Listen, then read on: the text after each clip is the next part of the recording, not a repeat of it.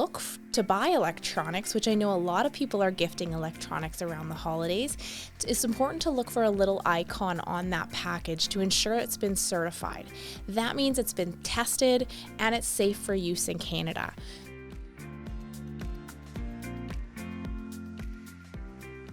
This episode of Bring Back the Porch, brought to you by Bernie Leahy, River Street Realty. Let's get you home.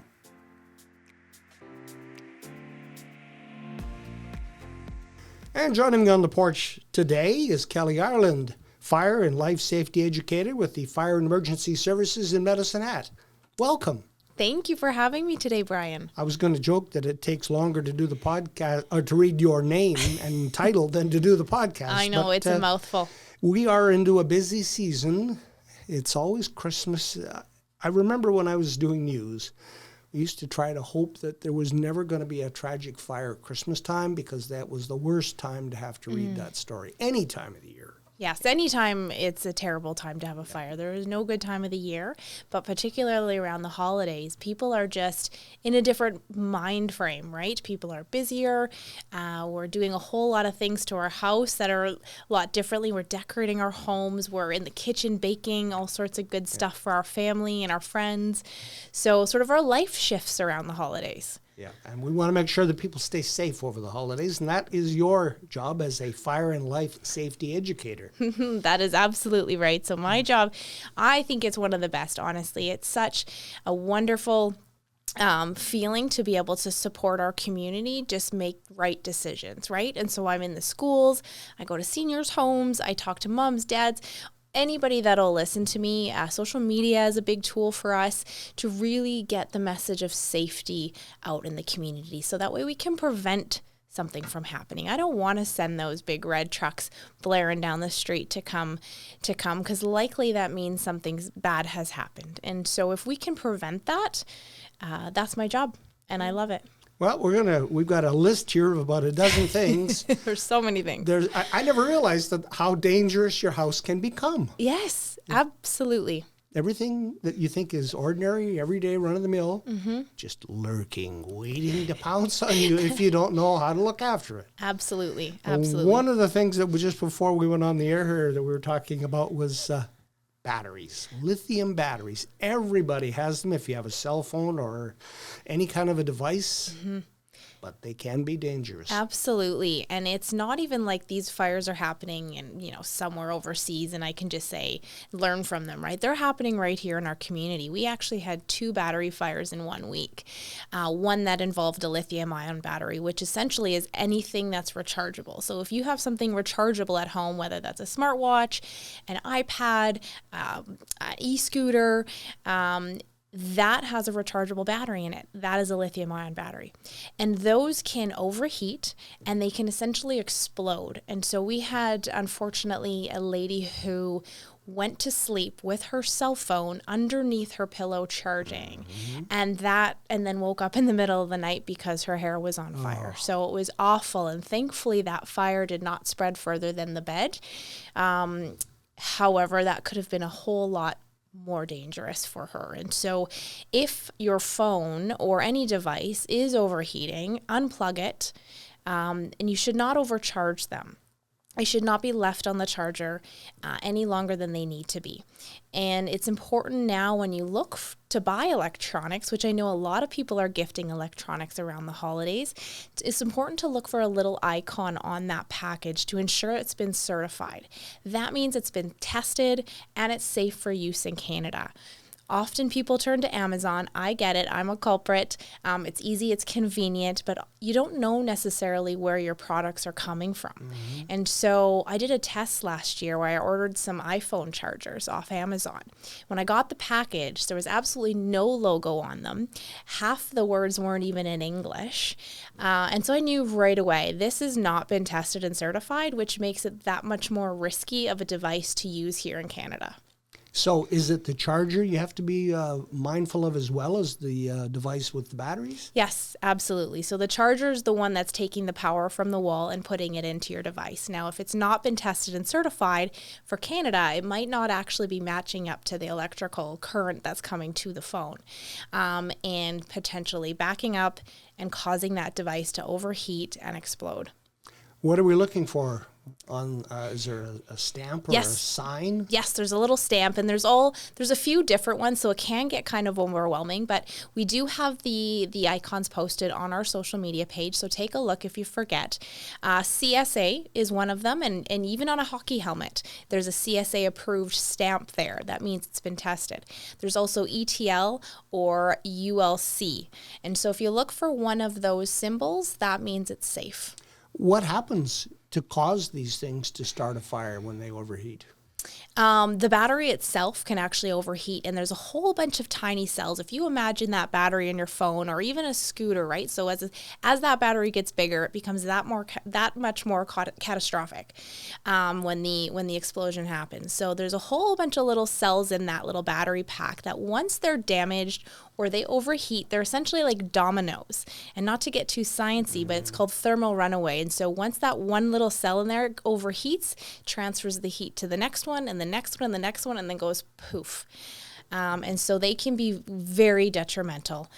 So if even in the summer, your e-scooter, make sure that if you're charging your e-scooter, I know a lot of kids have them these days, that they're not sitting by an exit. So in case it does in fact get overheat and explode, you're not blocking your exit out of your home. Yeah. So lots of things to think about. Okay, I've got a battery. It's run down. What do I do with it? You can recycle them. And you know what? There's a lot of places in our community that actually will recycle them for you. So it's not like you have to run across town. There is a website called recycleyourbatteries.ca, and you can actually go to that site, type in your postal code, and it'll give you the closest location to your home. Now, if it ends up in the landfill, that's bad environmentally, but there's also some safety risks there. There absolutely is. So not only are lithium-ion batteries risky, but even just our household AA's, our C batteries. So remember how I said we had 2 incidents that one week? The other incident involved a C battery inside of a remote control. And what happened was the lady was recycling them, but it ended up touching the end of another battery and sparked, and ended up taking $320,000 of a damage hit to her home. And so it wasn't insignificant from a little C battery. Oh boy. It was detrimental. And so she thought she was doing the right thing, and she was. But make sure when you are recycling them, if you are doing them at home, recycling them in a bin, wrap the ends with like a non-conductive tape, like the electrical tape. Wrap them and then recycle them. Otherwise, the garbage truck and our landfill could also see a fire, and we've seen lots of fires at our landfill, unfortunately. If a fire starts in my home, can I put it out safely, or 911 is my best? 911 is your best call. Absolutely. Yeah, because you can't just pour water on it. No. And that's becoming a major problem across fire service around the world, is that these batteries in these electric vehicles, electric scooters, they're almost impossible to put out if they're not doused in water. And so there's lots of testing going on right now to understand this technology better. But the institute that sends all the fire departments across North America does all this testing in their lab, right? And they had a vehicle that actually lit on fire. They took the battery out. They took the battery and the car to the landfill and left it there to see what would happen. And in a year, it reignited and restarted on fire. Wow. So, there's lots of information out there, but not quite enough that we don't really understand this technology quite yet. Yeah. I'm not the smartest person in the world, but I think when I put water and electricity together, that's a bad combination. No, it doesn't work. It doesn't work. Okay. Candles. Everybody likes candles for relaxation, for the aroma. Yes. But there's a hazard there, and you had an example that you were telling us about. Yes, we had a resident actually send us a video, and this, she sent us a video of a 3-wick candle that she had purchased from a very famous store that many people I'm sure have a candle from, a 3-wick candle, and it started to flame like uncontrollably high, like I'm talking almost a foot from the actual campfire candle. High. Yes, campfire. It was crazy, these images I saw. And she thought she could take that candle and take it over to her sink and put it out with water. Unfortunately, the reaction was the exact same as a grease fire. It just blew right up. She even has a black mark on the roof above her sink in her kitchen now. So obviously that is not right. If you have a candle that is, flickering wildly or is growing taller than it should, it's really important to essentially take away its oxygen supply. Just like you and I need oxygen to breathe, so does a fire. And so if you can take that away by putting a pot lid or a cookie sheet over top of that candle, that is going to be the safest way to put that candle out. It's important to note that 3-wick candles really aren't meant for long-term burning. Really only about an hour is what they recommend. Okay. She's lucky that hot liquid didn't spill on her when she was moving She it is as well. very lucky. There's a whole bunch of things that could have gone wrong. Yeah. Well, thankfully it did not go wrong, and she lived to tell the story and warn everybody else. Yep.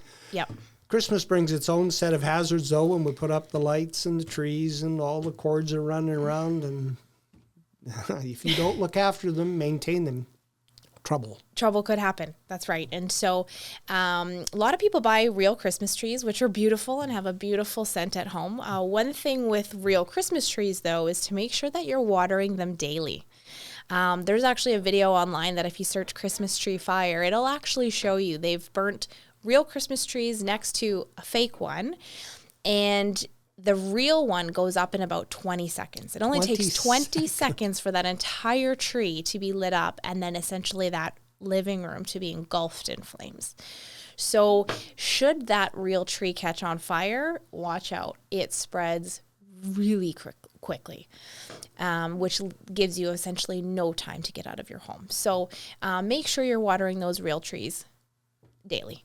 Is there a retardant you can put in with the water that might help a little bit? I remember they used to sell it when they bought the real trees. Interesting. Back in my day. I've never heard of anything to be put in the water itself. I know when you do buy artificial trees, though, it's important if you look on the outside of the package again, too, to just make sure it is fire retardant. You do not want something that big in your living room catching on fire, because it spreads so quickly. Fire doubles every 30 seconds, and so it makes it very dangerous. 30 seconds? Every 30 seconds it doubles. Yeah. So that's why we need those quick response times in our city as well. Absolutely. And working smoke alarms. This is a message that I can't hit home enough. It's just one of those things that is so simple, often forgot about because they're on the ceiling. Make sure that those are working. Because if they're not and you are sleeping, like I said, fire doubles every 30 seconds. And the way that our products are made nowadays are cheaper because companies are selling them faster to more of a population. And so safety has become maybe not so prominent, unfortunately. And we used to have 17 minutes to escape our home back around 30 to 40 years ago when products were made out of real wood. Now we have less than 3 minutes because of the way our products are made. And they're made from oil, which is synthetic materials, which are more toxic to our lungs and burn a whole heck of a lot quicker. So if your smoke alarms aren't working, 3 minutes is an awfully short time if to get it out of your home. And you're panicking, too. And you're panicking, right? And if you have kids that you're trying to get out and pets, it just becomes very chaotic. So that's the one thing you can do is make sure your smoke alarms are working. What about a fire extinguisher? Fire extinguishers, of course. Sort of my second tool that I always recommend to homeowners is an ABC fire extinguisher, which will put out most household fires. Again, if it's small, like a garbage can size fire, you should be able to put that out. Anything bigger, and it's best to call 911 and get the fire department there. But yeah, fire extinguisher is sort of your next tool to protect yourself, particularly in the kitchen. Okay. I'm putting up the Christmas tree, and tradition holds that we always have this set of lights on the tree. Of course. They're from 1933. Probably not a good idea. No. They will be ghosts from Christmas past. Absolutely, absolutely. And so it's important, again, just be mindful when you are purchasing products, just look at the package. Take that extra step to make sure you're buying something that has got surge protectors, has the little safety certification I was talking about earlier on it, and will maybe fire retardant in some cases, but yeah, old lights I would get rid of. And if the wires themselves are damaged or looking very old and, potentially could come apart, or if when you plug something in, it sparks back at you, probably a good idea to get that looked at or replace the whole set of lights. You do not want those You can't lighting fix up. that. You can't fix Even that. though Tim the Toolman Taylor thinks he can fix it, we all know what happens to Tim the Toolman Taylor when he tries to fix something. Right? Yeah. Yeah. Fireplaces at this time of the year are always nice to have one on a cold winter night. Yeah. But they also bring a danger. They do. Carbon monoxide. So we always recommend to anybody with a wood burning stove or a fireplace in their home to have it checked annually, just to make sure that it's clear of debris all the way as the smoke leaves the home. And then, of course, making sure that the air trap is open so that air can safely leave outside. Any unburned wood and any unburned fuel is what creates carbon monoxide, and of course is a gas that is very deadly. It's called the invisible killer because it doesn't smell like anything. You can't hear it, you can't see it, and essentially you're just not going to wake up if it is leaking into your home, and that's not something you want. So there's some common symptoms you can look for if you're feeling sick or nauseous, dizzy, or starting to get sick. Headaches, things like that are all symptoms of carbon monoxide poisoning. So it's important to get outside to fresh air. Call the fire department, which of course our phone number is 911. They will get a hold of us, and we have all sorts of tools that we work with that can detect carbon monoxide in the home and at what level. And so going back to my smoke alarm comment, you can actually purchase smoke alarm and carbon monoxide alarms together in one device. So that makes it really handy to be protected with just one device. Creosote is another danger that can jump up and bite you if you don't take care of the actual chimney in your fireplace. There's lots of different fuels that are dangerous to the lungs and can really hurt us if we're not properly taking care of our fireplaces, right? Those two need to be cleaned out and taken care of, just like anything else. We want to protect our family. Okay. Now, I got to calm my nerves. I have to go outside and have a cigarette. I smoke my cigarette, and I put it out in the planter. And the next thing I know, my deck's on fire. And I have done those stories as a newsman. I'll tell you what, we see far too many of those fires here in this community, particularly during the summer. So the dirt that you're buying for your planters isn't always just dirt. There's organic materials in there, peat moss, and what happens is when you go to put it out, you're essentially lighting flammable material. So, we've seen lots of these fires. And so just grab a metal can of water, keep it beside you, douse it in there if you do have to smoke to relax. I know the holidays can be a busy time, but I don't smoke. No judgment. Just make sure that you're being smart about it. Like I said, douse it in some water and put it out properly. The furnace is another gas appliance that you need to make sure it's properly maintained, or you're going to have issues. Again. And your hot water tank. Too. And your hot water tank. Oh my gosh. The whole house is a hazard. No, I'm just kidding. It's out to get me. It's honestly just about maintaining that home, right? This is your safe place. For me, I know it's my safe place. And so just making sure that those big devices heating our homes, cooling our homes in the summer, are in fact being maintained, so that way they're not starting a fire and they're certainly not giving off any deadly type of gas. And keeping your furnace filter replaced. Every few months. Yep. Every 3 months, because those two can get so just like the lint trap in your dryer can get so filled with dust and debris from the home that too is sitting right beside something that's constantly heating up, and any heat with flammable material right next to it can of course lead to a fire. Yeah, I try to set my schedule on my filter with the change of the seasons. Yes. And it's every 90 days. Yep. And then I remember, I got to do that. So I know. But you mentioned those dryer lint things. Yeah. You got to keep those. It's amazing how much crap Seriously. accumulates in there. It is amazing. After one, especially after new clothes, I always find like there's these extra threads on new clothing or heavy wool clothing that, of course, we're going to be wearing in the winter to keep ourselves warm. It gets caught in the lint trap, which is what its job is. But if we're not cleaning that out, it just builds up, and can potentially become dangerous. We found when we moved into our new residence that we had to have the actual vent cleaned out because it was so full of stuff that was, affecting the operation on the dryer. But I guess potentially might have been a fire hazard. Absolutely. Isn't being a homeowner fun? Oh, it's always something. So many Rosanna things. Dan would say there's always something. There's always something. Yeah.